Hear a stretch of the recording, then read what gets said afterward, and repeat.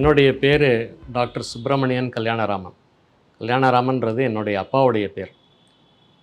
நான் எங்கள் அப்பாவும் மருத்துவர்.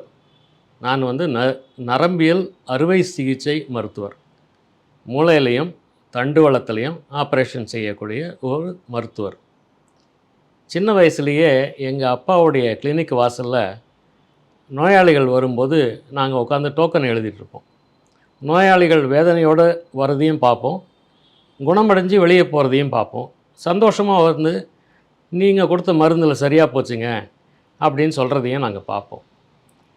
அந்த பார்த்ததுனால எனக்கும் என் கூட பிறந்த சகோதரிக்கும் நம்மளும் மருத்துவர் ஆகணும், நம்மளும் நரம்பியலுக்கே வரணும், அப்பா வழியிலேயே வரணும் அப்படின்னு ஒரு ஆசை ஏற்பட்டது.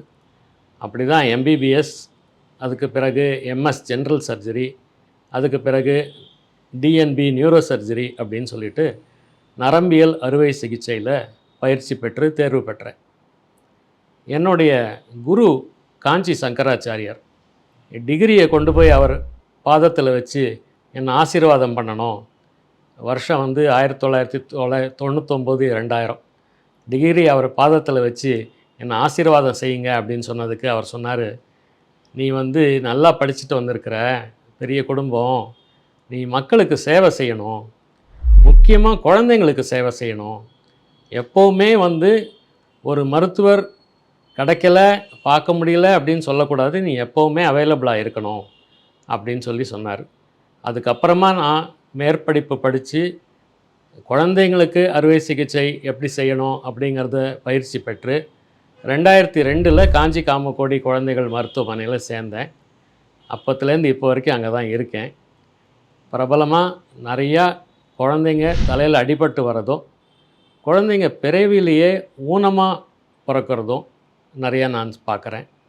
ஊனமாக பிறக்கிறதுனா தண்டுவளம் வளர்ச்சி இருக்காது, மூளை வளர்ச்சி இருக்காது. இது எல்லாத்தையுமே நான் பார்க்குறேன். முதல்ல குழந்தைங்க அடிபடுறதை பற்றி கொஞ்சம் பேசுகிறேன்.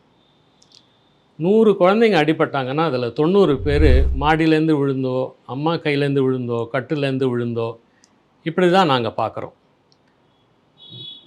கடந்த 22 வருஷமாகவே அத்தனையுமே எவ்வளோ பேர் பால்கனிலேருந்து விழுறாங்களோ, எவ்வளோ பேர் மொட்டை மாடியிலேருந்து விழுறாங்களோ, அதே போல் தான் இருக்குது. கொஞ்சம் கூட குறைஞ்ச பாடு இல்லை, கொஞ்சம் கூட அதில் எங்களுக்கு தீர்வு கண்ட பாடு இல்லை.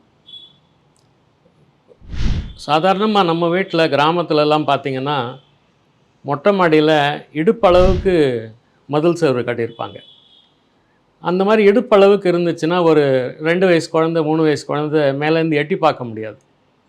இப்போ பார்த்திங்கன்னா ஹைரைஸ் பில்டிங்கில் நல்ல பாஷ் லொக்காலிட்டிலாம் பார்த்திங்கன்னா ஃபேஷனுக்காக வேண்டி கணுக்கால் அளவுக்கு தான் மதில் சுவர் கட்டுறாங்க. இதில் சின்ன குழந்தைங்கள்லாம் எட்டி பார்க்கணும் அப்படின்னு ஆசைப்படுது, எட்டி பார்த்து கீழே விழுந்துடுறாங்க. நான் வில்லேஜ்லேயும் நீங்கள் பார்த்துருப்பீங்க, மாடியிலேருந்து நம்ம கிணத்துக்குள்ளே குதித்து டைவிங் சொல்லிவிட்டு எல்லோரும் கூட்டமாக பசங்கள்லாம் விளையாடுவாங்க. இந்த மாதிரி சில பேரும் மொட்டை மாடியிலேருந்து கீழே குதிக்கணும் அப்படின்னு ஆசைப்பட்றாங்க. டிவியெல்லாம் பார்க்குறாங்க, சூப்பர்மேன் பேட்மேன்லாம் பார்த்துட்டு அந்த மாதிரி பறக்கணும்னு ஆசைப்பட்றாங்க. இவங்க இல்லாமல் கீழே விழுந்துடுறாங்க. இதெல்லாம் தவிர்க்க முடிகிற ஒரு சமாச்சாரம். சில குழந்தைங்க அம்மா கையிலேருந்து கீழே விழுந்துடுறாங்க. அம்மா பால்கனியில் நின்று குழந்தைக்கு ஆசை காட்டி, ஏதோ பறவை பறக்குதுமா, இங்கே கார் போகுதுமா, அங்கே ட்ரெயின் போகுதுமா அப்படின்னு சொல்லி ஆசை காட்டி ஊட்டி விட்டுட்ருப்பாங்க. குழந்தை என்ன பண்ணும், ஒரு மாதிரி துள்ளி அந்த பால்கனி மாடியிலேருந்து கீழே விழுந்துடுறாங்க.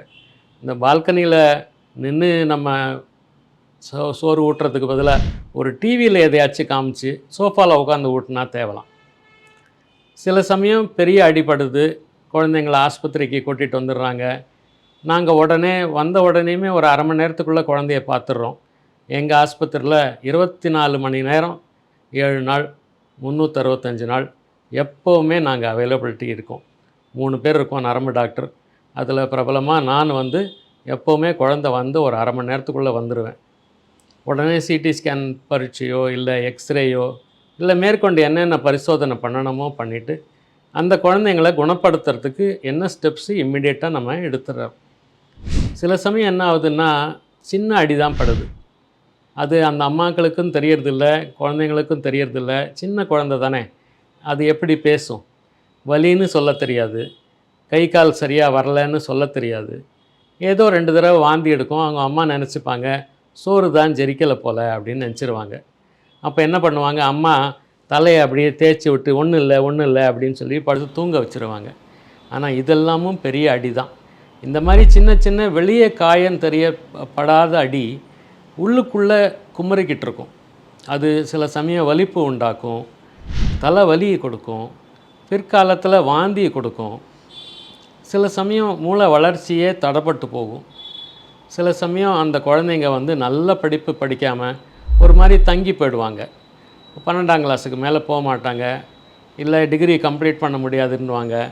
அப்போ நம்ம ஆராய்ச்சி பண்ணி கேட்கும்போது சின்ன குழந்தைங்கள எப்பாவது விழுந்துச்சாமா அப்படின்னா அப்போ அவங்க சொல்லுவாங்க, ஆமாம் அடிக்கடி என் தென்னை மரத்தை ஏறுவான், அடிக்கடி விழுவான், ஆனால் வெளிக்காயம்லாம் ஒன்றும் இல்லை அப்படின்வாங்க. அதனால் எந்த ஒரு காயமாக இருந்தாலும் அதை உடனடியாக ஒரு மருத்துவரை வந்து பாருங்கள்.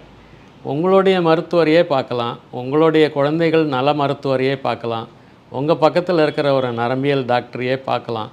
பார்த்துட்டு நிச்சயமாக ஒன்றும் இல்லையா, குழந்தை மூளைக்கு வளர்ச்சிக்கு ஒன்றும் பிரச்சனை இருக்காதா அப்படின்னு தெரிஞ்சுக்கோங்க.